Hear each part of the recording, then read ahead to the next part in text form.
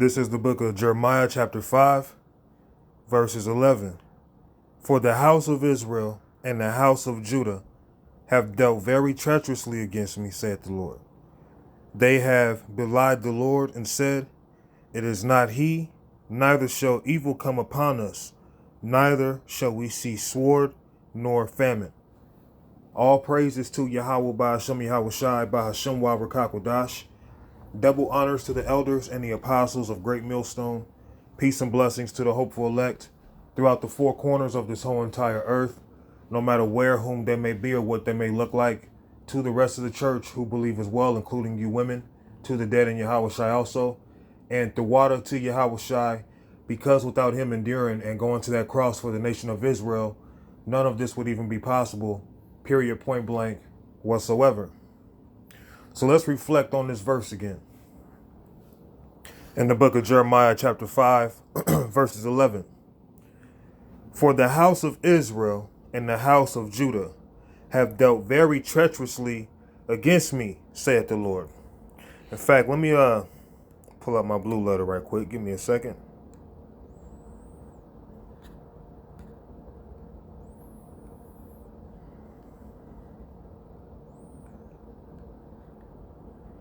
So going into that word treacherously in Jeremiah chapter 5 and verse 11, to act treacherously, deceitfully, deal treacherously. To act or deal treacherously, faithlessly, deceitfully, offend. So our people are deceivers and they lack faith. And this is how they are against Yahweh by Hashem Yahweh Shai, and they act as if the Lord can't weigh out their thoughts, like he don't understand what's going on. You can't fool the Lord. They have belied the Lord. Going to that word, to deceive, the word belied. To deceive, lie, fail, grow, lean, be disappointing, be untrue, be insufficient, be found liars. So there's the point. Our people are liars, man. They lie on the Lord. They lie, just in everyday life. They're liars, man. You have people who just lie. They get off on lying. Even more so when it comes to this word, they act as if this word hasn't been brought out.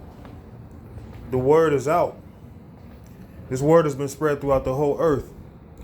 And you still have ignorant knuckleheads who still promote their filth, who still act as unbelievers, who still act as if this truth is just so hard to obtain, which it is if you're not of the elect, but they act as if it's so hard to obtain, like you can't just go on the internet and find it. The truth is out here. So all of these lies and these deceptive Israelites, you're going to have to face that judgment one day. You got to pay that tab. Yahweh Shai is not paying that tab first go round. All right. They have belied the Lord and said, it is not he, neither shall evil come upon us. Why? Because all you people think the Lord is only merciful. And really, that's a form of scoffing. To talk about mercy all the time, no wrath, no judgment, you're a scoffer. All right. It is not he, neither shall evil come upon us, neither shall we see sword nor famine. And the prophets shall become wind. So the words that we're saying, I don't mean nothing. It's just going to go into the wind, guys. Don't listen to that guy. The same thing that they did to Prophet Jeremiah, we're going through right now. We're going through right now. Jeremiah would catch hell dealing with these people, these knuckleheads. And we're dealing with these knuckleheads too. Those same spirits are back. And we're in the lot of the prophets. Lord willing, we be those prophets. Okay? If we hold on and endure. And the prophets shall become wind, and the word is not in them. Thus shall it be done. Let me read this again. And the prophets shall become wind, and the word is not in them. Thus shall it be done unto them. So all the evil and bad things we're saying that are coming down upon you people, you're saying, man, that's not going to happen. Let that happen to you. That's going to happen to you. It's not going to happen to us. You're the one that's crazy. You're the one that's bugged out. Okay? But we're fools in the eyes of this world. Even Yahweh Ba'Shem Yahweh Shai looks at this as foolish, but it pleases him. And that's why we do what we do, because it pleases the Lord. So we're going to stay in the book of Jeremiah. We're going to go to chapter 20 and verse 7. O Lord, thou hast deceived me, and I was deceived. Thou art stronger than I, and hast prevailed.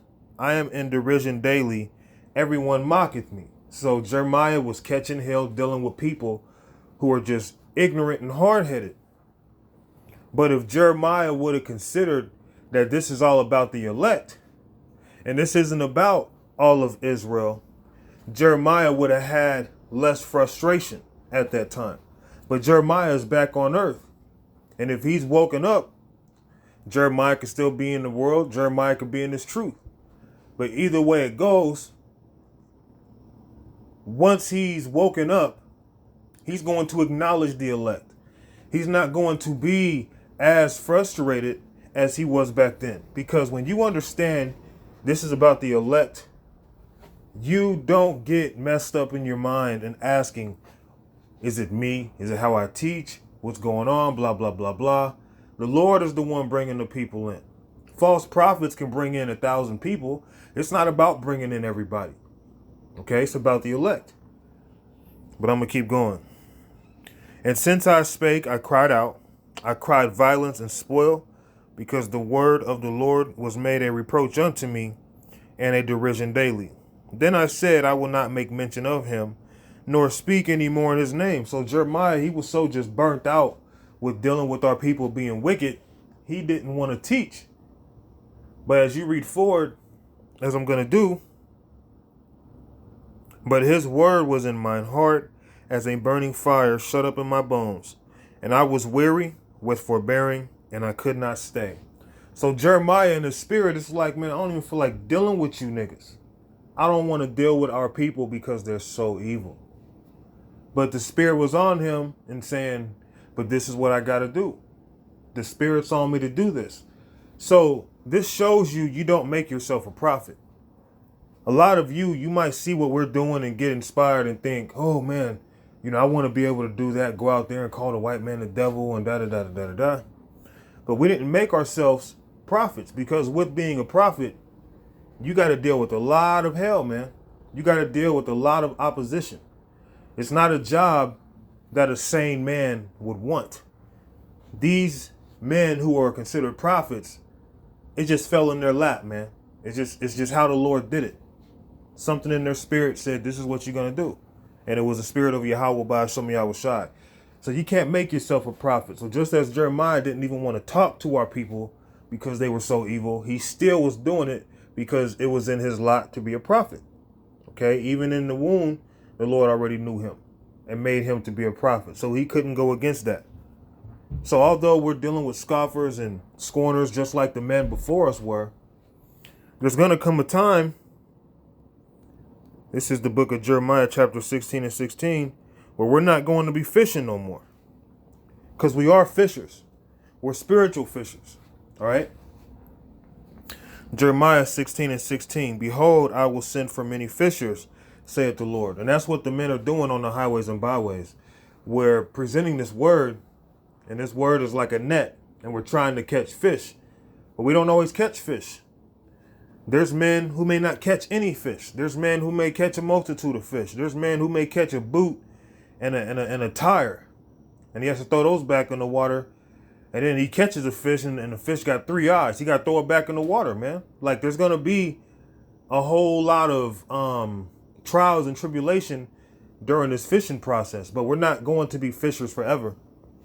We're not going to be on the highways and byways teaching forever while people mock us and scorn and try to tarnish our reputation, tarnish our names, speak ill of us. They did the same thing to the men before us. Okay? And understand, the Lord's behind it all. The Lord's ultimately the ones. The Lord is ultimately the one afflicting us. Ultimately. So no one can get the power over you, even if, you know, they chastise you.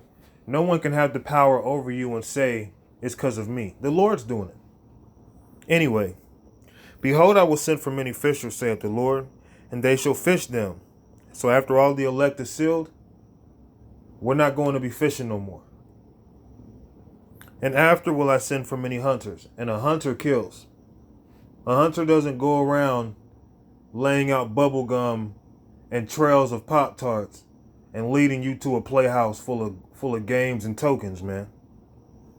He's seeking to kill and eat or whatever he needs to do, but killing is on his list. And I will send for many hunters, and they shall hunt them from every mountain.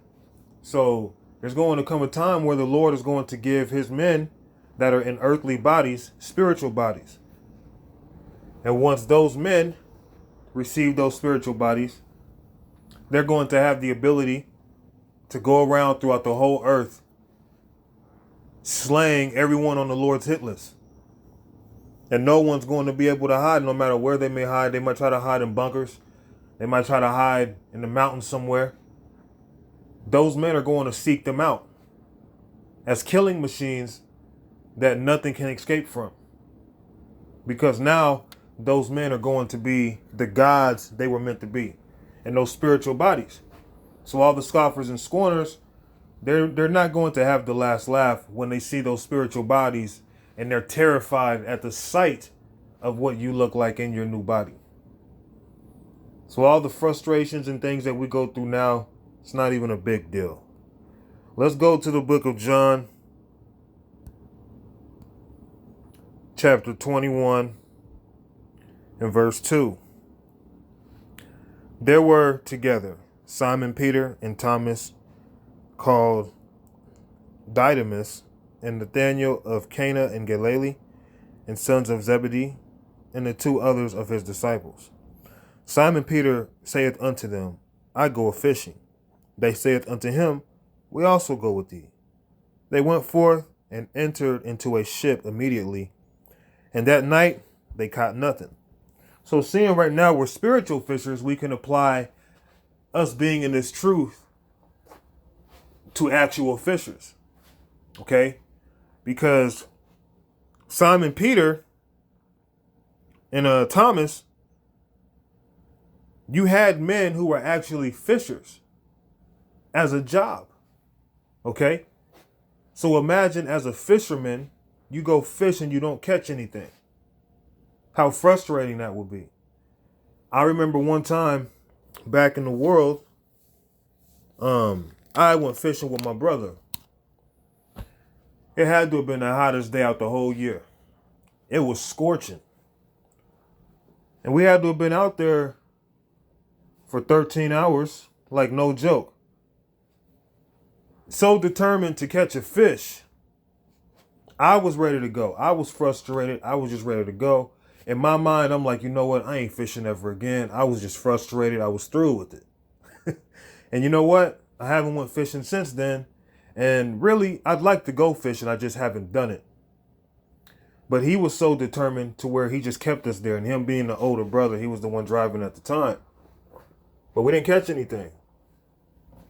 And it was just frustrating to go home, being in that hot, scorching sun all day, wasted all that day for what felt to be nothing. Okay? So I'm going to read verse 3 again. Simon Peter saith unto them, I go a fishing. They say unto him, We also go with thee. They went forth and entered into a ship immediately, and that night they caught nothing. So if you go out there and you teach and you don't get nobody to wake up to you to the word through you, oh well. So what? Because ultimately it's not your will. But when the morning was now come, Yahushua stood on the shore, but the disciples knew not that it was Yahushua. Then Yahushua said unto them, Children, have ye any meat? They answered him, No. And he said unto them, Cast the net on the right side of the ship, and ye shall find. They cast therefore, and now they were not able to draw it for the multitude of fishes. So that shows you ultimately, even in this truth spiritually, the men who come into this, we don't choose who come in. Ultimately, it's Yahweh Shai. And the scriptures tell you there is going to come a time when a lot of people without the truth are going to come into this truth. That's in the book of Isaiah. I can't think of it off the top of my head. I might attempt to find it, but we'll see what happens in the spirit.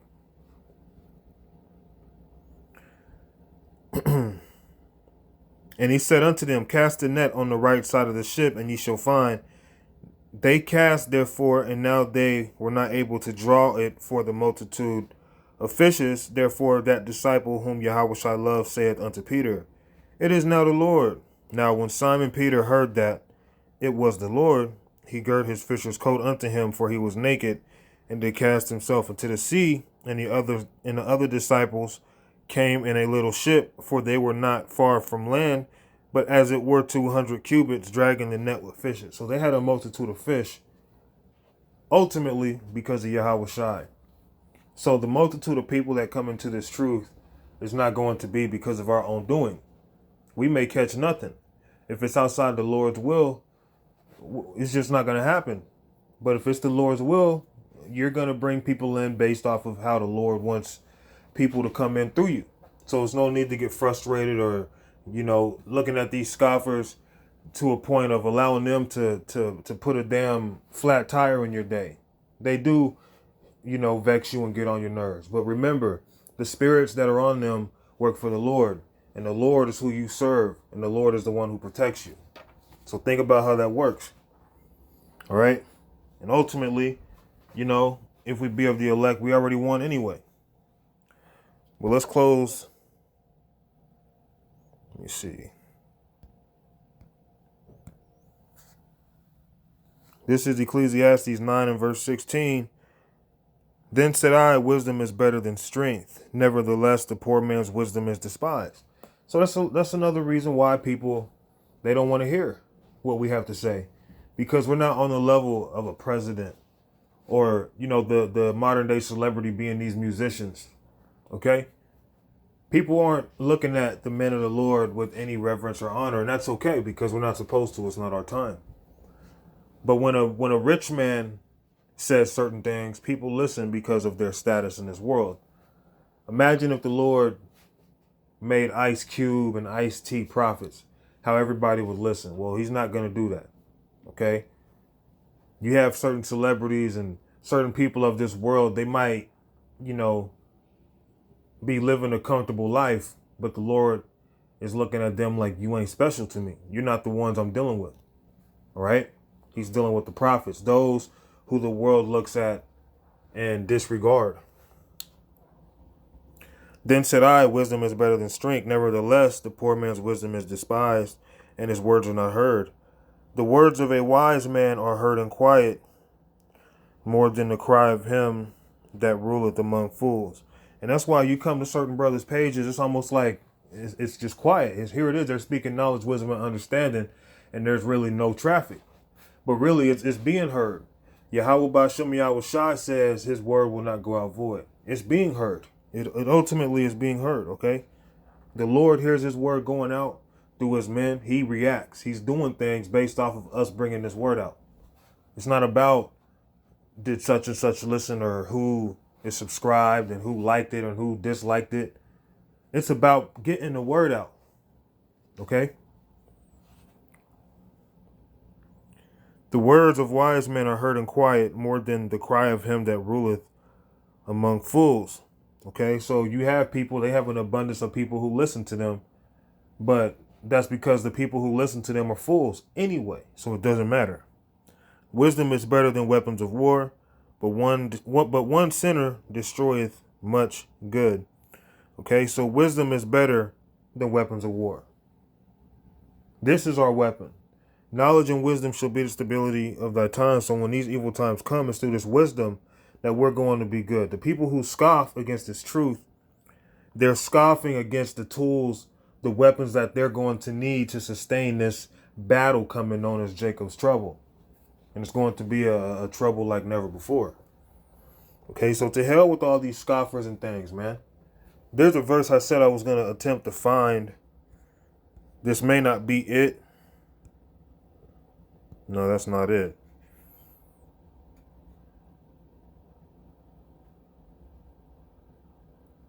Okay, yeah, this is it. This is Isaiah chapter 29. And I'll start at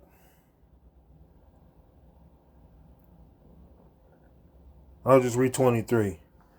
But when he seeth his children, the work of mine hands, in the midst of him, they shall sanctify my name, and sanctify the Holy One of Jacob, and shall fear the God of Israel.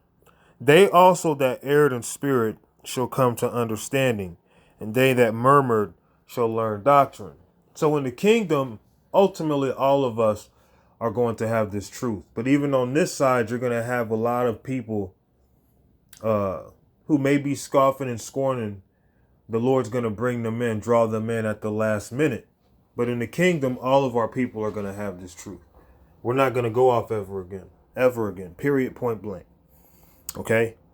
That's why it says, they also that erred in spirit shall come to understanding.